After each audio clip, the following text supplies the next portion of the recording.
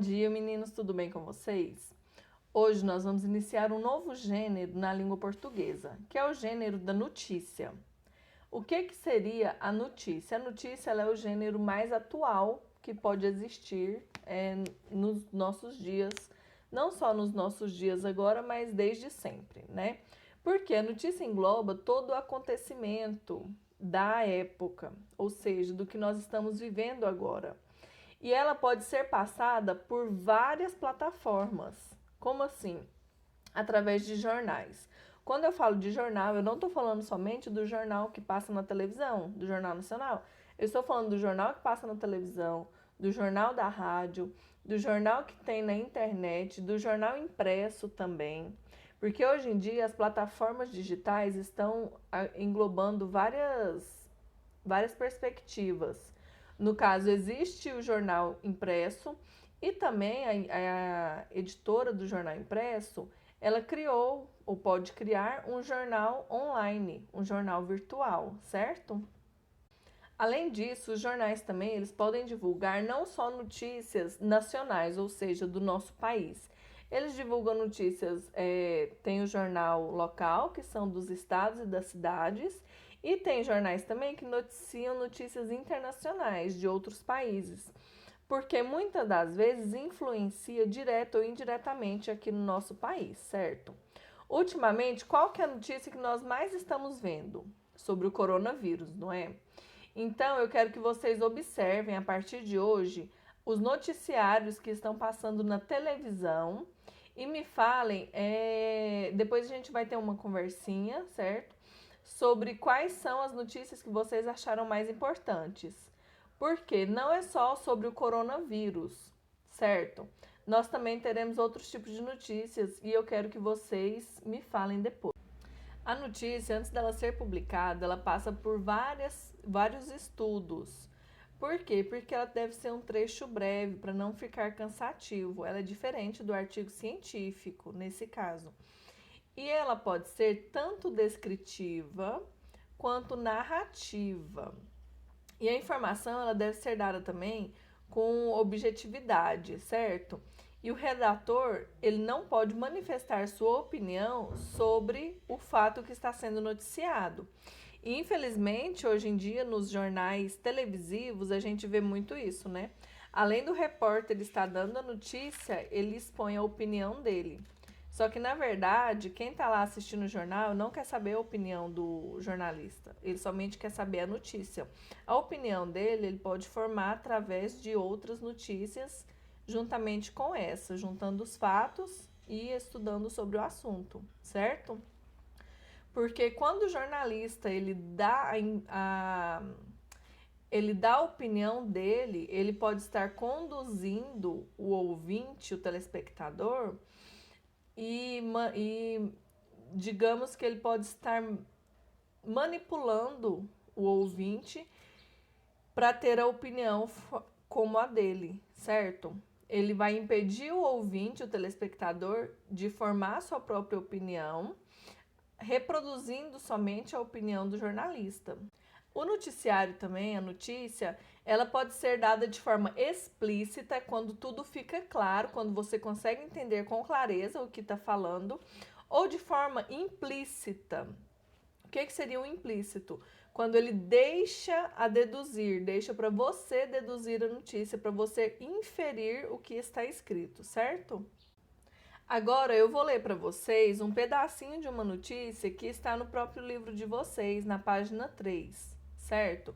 E vocês vão ver o que é dar uma notícia sem opinar. Ocupado por 6 pessoas, elevador despenca 84 andares em Chicago. Incidente aconteceu em um dos maiores prédios da cidade, na última sexta-feira. Após um resgate complexo, todos os ocupantes foram salvos. São Paulo. O que era um passeio turístico se tornou um momento digno de um filme de terror na cidade de Chicago, Estados Unidos. Na última sexta-feira, o elevador do prédio de número 875 da Avenida North Michigan despencou 84 andares e estava ocupado por 6 pessoas. Com 100 andares, o prédio é o quarto mais alto da cidade informou a rede de televisão local CBS. Isso é você noticiar, você dar a notícia sem a sua opinião, porque o jornalista não pode expor a opinião dele, certo? Agora eu vou ler para vocês a mesma notícia, dando a minha opinião. Ocupado por 6 pessoas, o elevador despenca 84 andares em Chicago. Incidente aconteceu em um dos maiores prédios da cidade na última sexta-feira. Após um resgate complexo, todos os ocupantes foram salvos. Nós temos que ver se eles estavam excedendo o limite de pessoas dentro do elevador, né? Porque deu tanto trabalho para os bombeiros e para os socorristas prestarem o serviço, né? Então, antes da gente pegar o elevador, a gente tem que ver a capacidade máxima de pessoas e a quantidade de peso que ele suporta, né? Vamos pensar nisso. Então, essa foi uma forma de dar notícia com a minha opinião, certo? Da outra forma, da anterior, eu somente dei a notícia e ponto. Eu não dei a minha opinião. Na verdade, eu não dei muito a opinião, eu usei mais do sarcasmo, certo? Para dar a notícia. Porém, para um bom entendedor, meia palavra basta, né? Como a notícia ela pode ser narrada, na maioria das vezes ela pode ter o uso de quem? Das aspas. Lembrando que o uso das aspas pode servir para quê? Tanto para destacar palavras, principalmente quando são palavras estrangeiras, quanto para destacar alguma fala direta ou algum som de algo que fez durante aquele momento, certo? No caso do som, ele seria uma onomatopeia. Vamos supor que eu estou contando uma notícia para vocês que 5 vacas fugiram da fazenda essa manhã. Aí eu tô contando a história, né? Que as 5 vacas fugiram da fazenda. Aí eu vou colocar uma fala de um morador que presenciou. Aí eu ponho entre aspas. Eu vi as vacas fugindo e elas estavam mugindo muito. Mu, mu. O mu, mu é onomatopeia. Eu também posso usar as aspas nela e na fala da pessoa que presenciou o fato ocorrido que eu narrei, certo? No noticiário, a gente usa uma pirâmide de cabeça para baixo, porque as notícias mais importantes são primeiro e depois a gente vai descendo de acordo com a importância da notícia. Ou seja, se a notícia é mais importante, eu vou falar mais sobre ela. Se ela for menos importante, eu vou falar menos sobre ela, certo? Aproveitando o nicho da notícia, vamos agora para locuções verbais, certo? Primeira coisa, o que é um verbo? O verbo ele é a parte principal de uma oração. Lembra que toda oração tem verbo e cada verbo é uma oração, certo? Na frase, fui à feira e comprei alface, vírgula, tomate, vírgula, cebola e banana, certo? Eu tenho quantos verbos? Eu tenho o alface que eu comprei, eu também comprei o tomate, eu também comprei a banana e eu esqueci o que eu comprei, mas eu acho que foi uma cebola. Então eu tive 5 verbos, porque fui à feira, comprei alface, comprei tomate, comprei banana e comprei cebola. Eu falei esses 4 verbos? Não, eu falei eles somente uma vez. Por quê? O verbo em elipse, ele também conta como oração. O que é um verbo em elipse? É o verbo oculto, certo? Ele também conta como oração.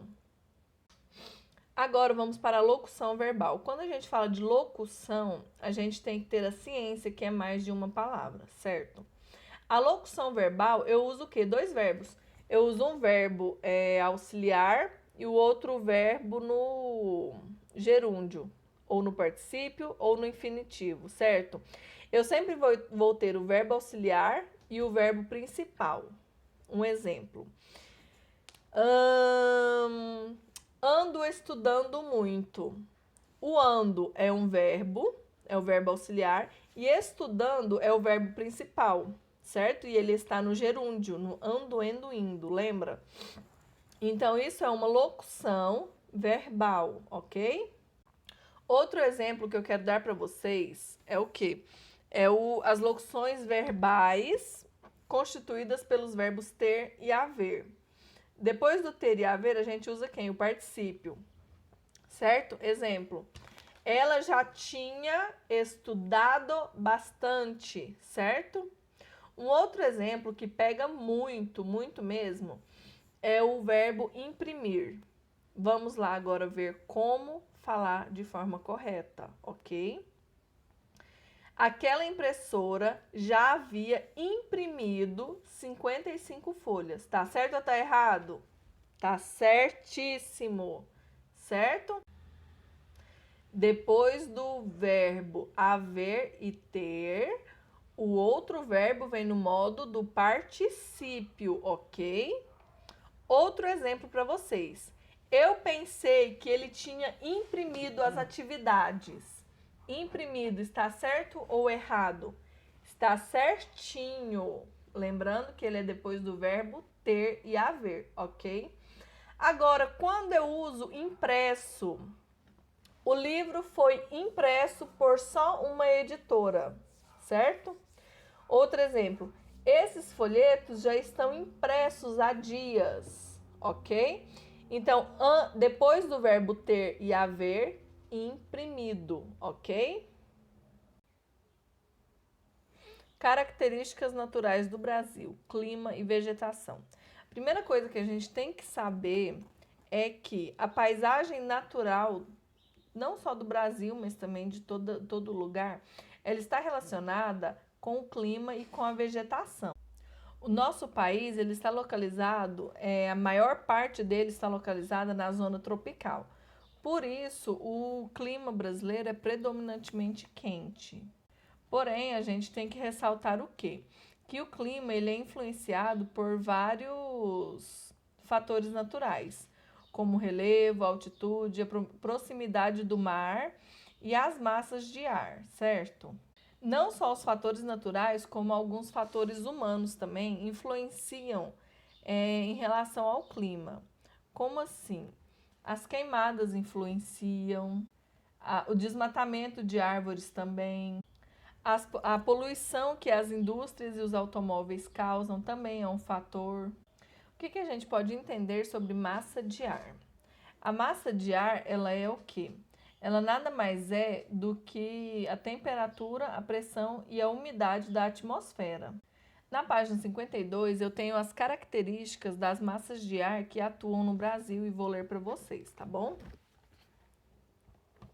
Massa de ar equatorial continental.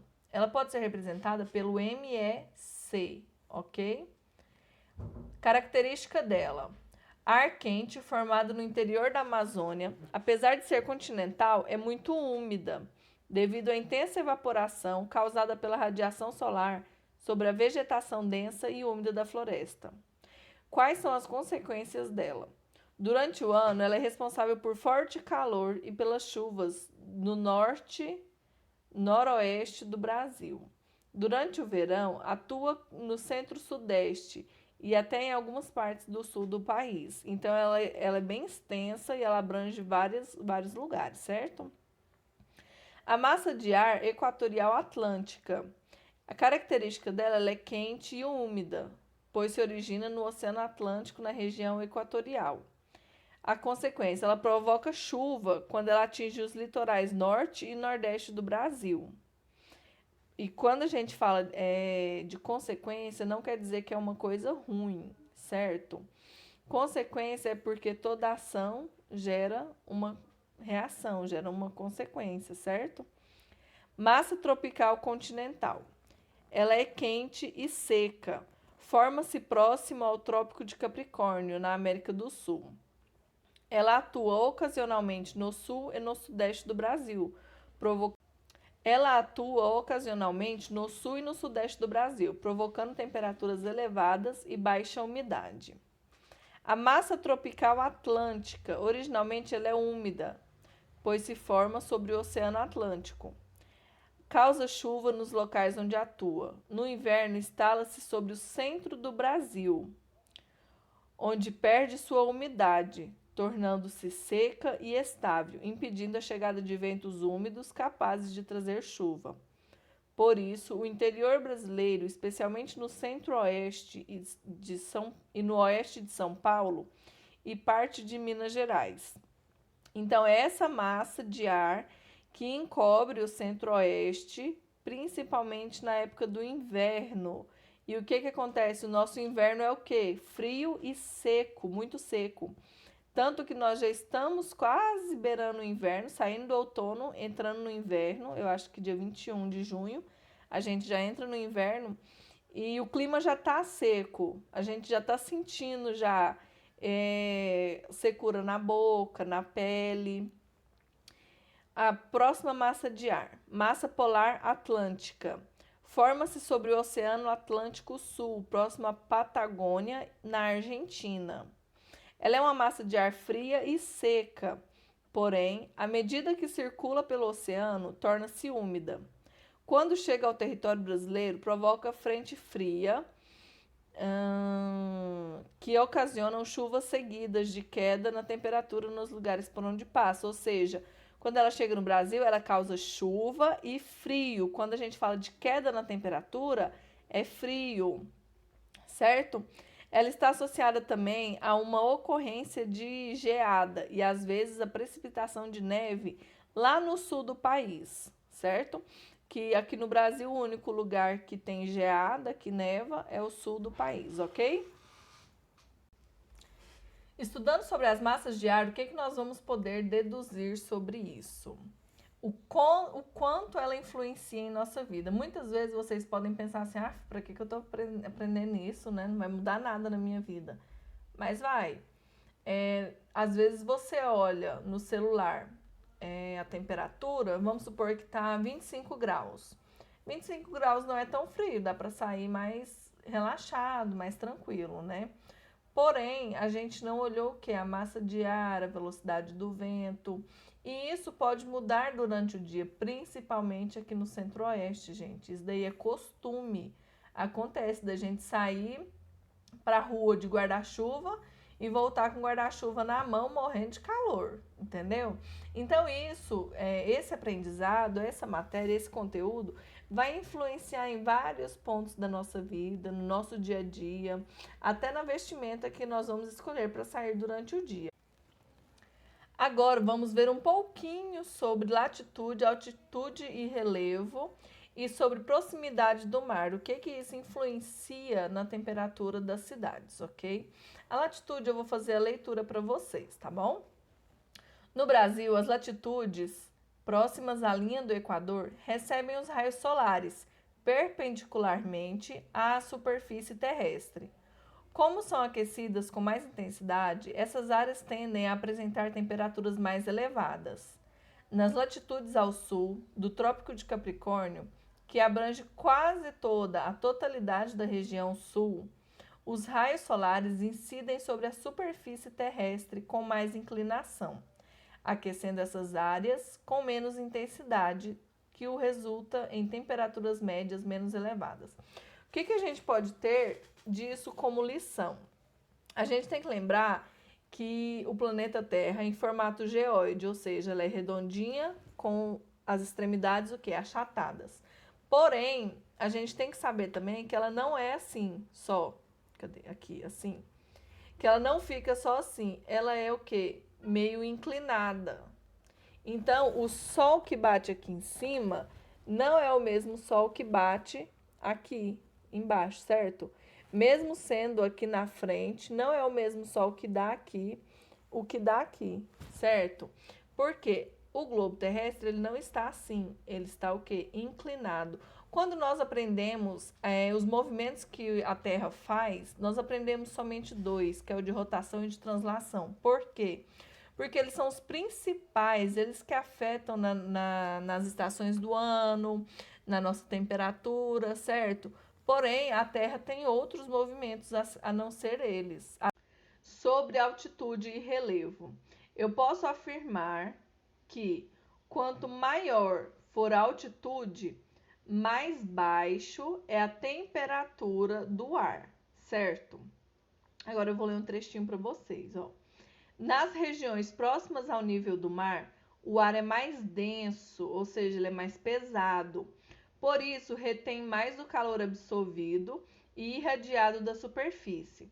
Já nas regiões com maior altitude, o ar é mais rarefeito. Por isso, a absorção de calor é menor. Então, vamos lá. Um exemplo claro para a gente. Quem já foi lá pro lado de Ceres, Uruaçu, Porangatu, que é o lado norte de Goiás, deve ter percebido que sua mais e o ar acaba sendo um pouco mais pesado. Por quê? Porque lá é quente, muito quente, porém lá também é úmido, certo? Já aqui em Anápolis é muito seco, certo? E frio, por causa da altitude do mar. A gente está muito acima da altitude do mar. Isso daí eu falei para vocês na aula passada. Outro fator que influencia no clima brasileiro também é o relevo. Por quê? Em lugares que nós temos serras, isso dificulta a passagem de ar, certo? Já nos locais onde são planícies, como aqui, ele facilita a circulação da massa de ar, certo? Eu vou ler mais um pedacinho aqui para vocês sobre proximidade do mar, certo? Sobre as cidades litorâneas e as cidades interioranas, ok? Depois eu vou explicar para vocês. Na extensa costa brasileira, as cidades litorâneas apresentam menor variação de temperatura, ou seja, a temperatura lá segue amena, certo? Ela tem a média dela. Pois durante o dia as águas absorvem o calor solar mais lentamente, resfriando-se também lentamente durante a noite. Então, onde tem mar? O que o mar faz? Ele absorve um pouco do calor de dia e de noite ele libera, ele resfria esse calor, certo? De dia, ele absorve o calor devagar na água e de noite ele resfria esse calor, certo? Já em cidades no interior do Brasil, distante da grande massa de ar, é comum haver maior amplitude térmica diária e menos umidade. Por quê? O sol, de qualquer forma, a água de qualquer forma vai absorver o calor, certo? Falando em clima, na página 55 apresenta os climas do Brasil. São 6 predominantes, certo? Em algumas áreas é mais um do que o outro. E nós temos o mapa de climas, certo? Diferente do mapa das regiões, diferente do mapa dos estados. Nós temos vários tipos de mapa. Os climas predominantes no Brasil são equatorial semiúmido, equatorial úmido, tropical semiúmido, subtropical, tropical e tropical de altitude, certo? Agora eu vou falar para vocês um pouco sobre cada clima, tá bom? O clima equatorial úmido, ele apresenta temperatura média anual superior a 25 graus. Então, ele é maior que 25 graus, é mais quente que 25 graus, certo? Essa equatorial úmida, ela abrange a região norte, porém com exceção do Tocantins e o sudestezinho do Pará só. Não é muita coisa, não. Lá ela tem chuva abundante quase durante o ano todo, então chove muito, certo? Clima equatorial úmido, ele diferencia-se do clima equatorial úmido apenas na relação. Ah, tá, peraí. Clima equatorial semi-úmido. A diferença dele entre o semi-úmido e o úmido é o quê? Apenas a quantidade de chuva, pois nessa área existe um período em que as chuvas não são abundantes, ou seja, aonde é o clima equatorial semi-úmido, há um período de estiagem, certo? Enquanto no equatorial úmido, é durante o ano todo chovendo, certo? Agora o nosso clima tropical, com a temperatura média anual de 20 a 25 graus Celsius, manifesta-se nas regiões central e leste do Brasil. Então, a parte leste também pega um pouquinho do clima tropical, certo? Na porção central, que é a nossa, nós temos duas estações do ano bem definidas, que é o quê? O verão com chuvas, certo? Que é o verão chuvoso, e o inverno seco, ok? A gente não consegue diferenciar quando está no outono ou quando está na primavera. Igual agora nós estamos saindo do outono e indo para o inverno, certo? O clima tropical semiárido, ele é no interior do Nordeste brasileiro, lá no sertão nordestino. E o que caracteriza esse clima? A falta de água. Esse clima é caracterizado pela falta de água e pelo clima muito elevado, pelo calor, pela temperatura muito elevada. As chuvas lá só ocorrem de dezembro a março, então é dezembro, janeiro, fevereiro, março. São 4 meses somente chovendo, certo? Agora, o clima tropical de altitude, ele apresenta temperatura média anual, porém, ela é mais baixa em relação ao clima tropical. Ou seja, o nosso é de 20 a 25 graus Celsius, mais ou menos. Na tropical de altitude, é um pouquinho mais baixo, ou seja, um pouquinho mais frio, certo? As chuvas se distribuem ao longo do ano, porém, elas são mais concentradas no verão, então chove mais no verão, certo? Clima subtropical. As temperaturas médias anuais são mais baixas em relação ao clima tropical. Então, o nosso clima, ele está servindo de média. Vocês repararam, né?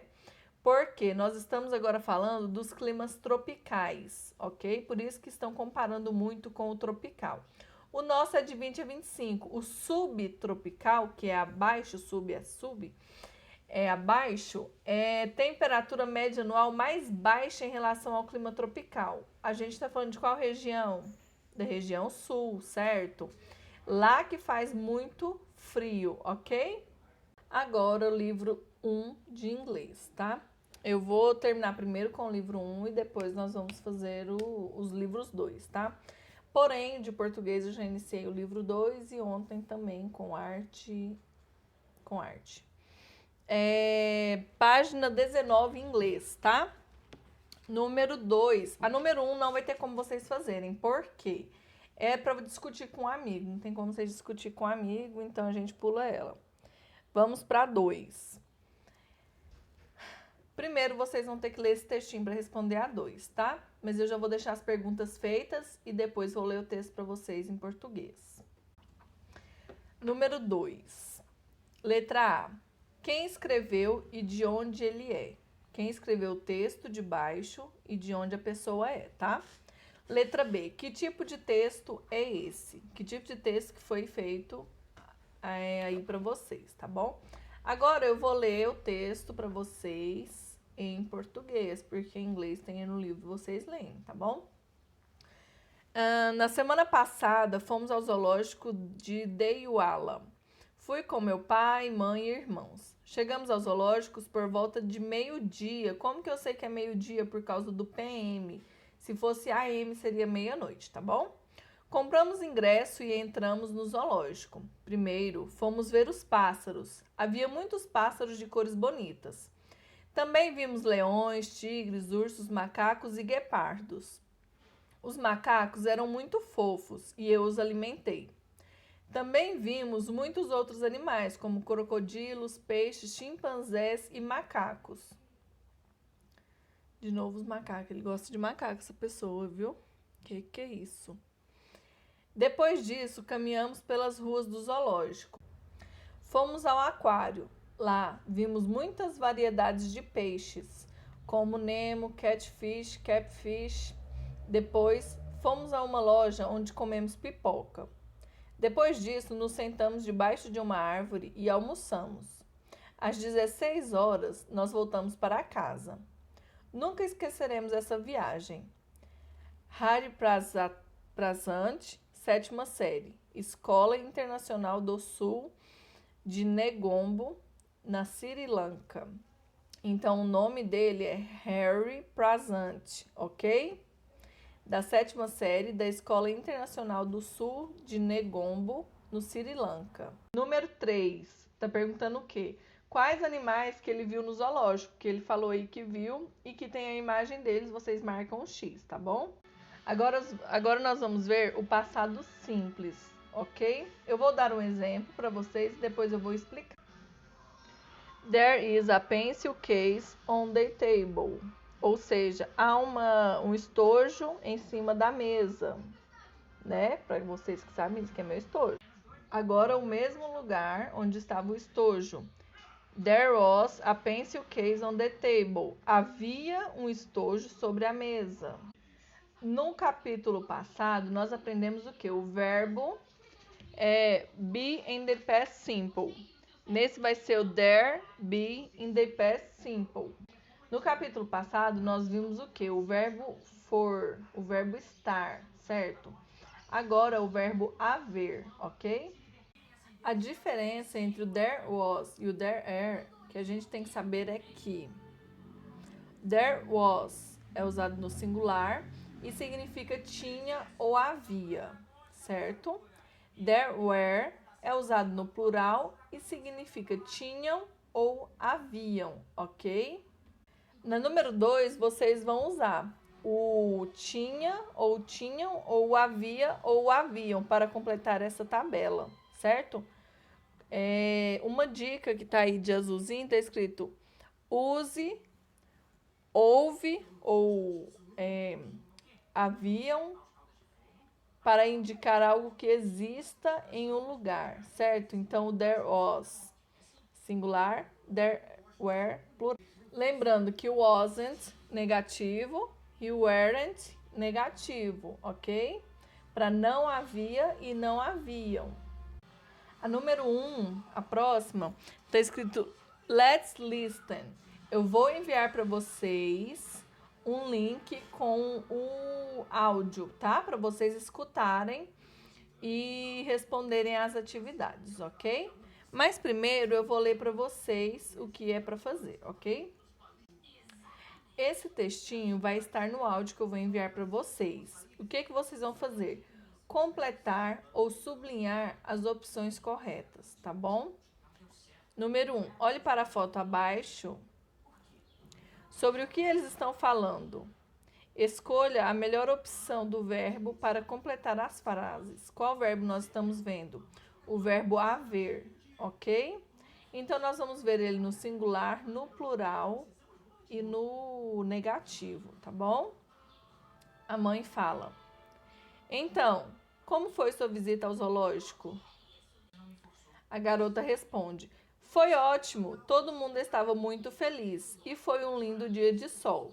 A mãe pergunta: Havia ou haviam muitos animais diferentes?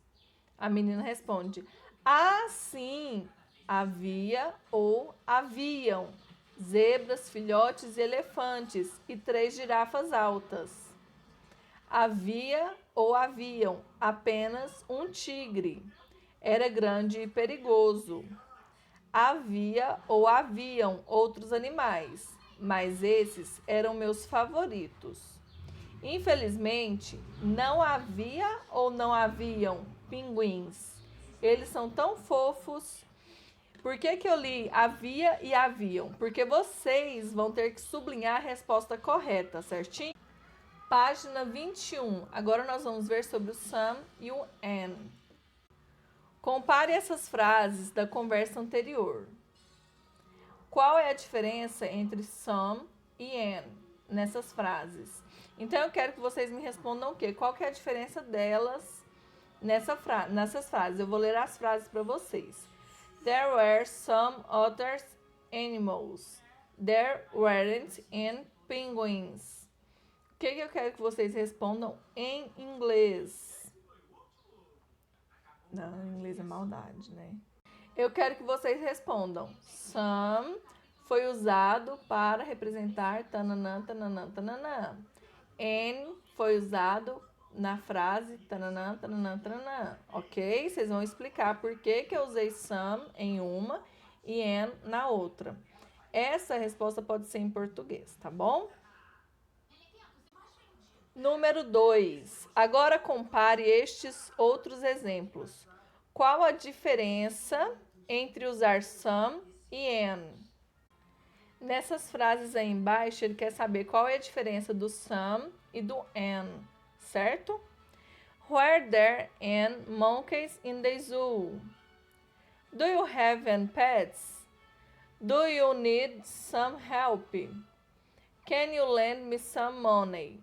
Eu quero que vocês analisem essas frases, traduzam, tá? Pode usar o Google Tradutor para traduzir as frases e compará-las, ver qual que é a diferença ou o que deixam elas parecidas, tá bom? Para responder essa questão, que também poderá ser respondida em português. O que eu quero que vocês entendam? O some, nós devemos utilizar ele quando o substantivo envolve uma quantidade incontável, certo? Quando eu quero só um pouco, uma porção de. Eu não tenho como contar, como saber a quantidade. Um exemplo. Você pode passar um pouco de manteiga no meu pão, por favor? Can you spread some butter on my bread, please? Certo? Ou, eu tenho algum dinheiro na minha carteira. Eu não falei a quantidade de dinheiro que eu tenho na minha carteira. I have some money in my wallet. Certo? Ou então, ela derramou um pouco de leite na mesa. She spilled some milk on the table. Certo? Agora, o an, ele é usado quando? O an pode ser usado para significar qualquer coisa, certo? Qualquer. Um exemplo, I like an Mexican food. Eu gosto de qualquer comida mexicana, certo? Em sentenças negativas também, o an assume o lugar de nenhum, certo? Um exemplo para vocês verem. I don't have any dogs. Eu não tenho nenhum cachorro, certo? Então, vamos lá. O an pode ser usado para qualquer, certo? E também em frases negativas, representando nenhum, certo? E o some, ele significa um pouco. Ele significa um pouco, mas ele também pode ser utilizado em substantivos contáveis, ou seja, eu sei a quantidade, porém eu não quero falar. Exemplo, I have some games on my phone. Eu tenho alguns jogos no meu celular, porém eu não falei a quantidade. Então é isso, meninos. Nossa aula de hoje, para a gente encerrar logo o nosso livro 1. Depois eu vou retomar com o livro 2. A gente só falta geografia e inglês no livro 1, tá? Então eu vou encerrá-lo primeiramente. Eu já atropelei colocando ontem arte e hoje português. Porém, amanhã eu vou terminar a geografia e inglês com vocês, tá bom? Aula online, tá ok? Não vai ser vídeo. Espero vocês das 9 às 11, tá bom? Tchau, tchau.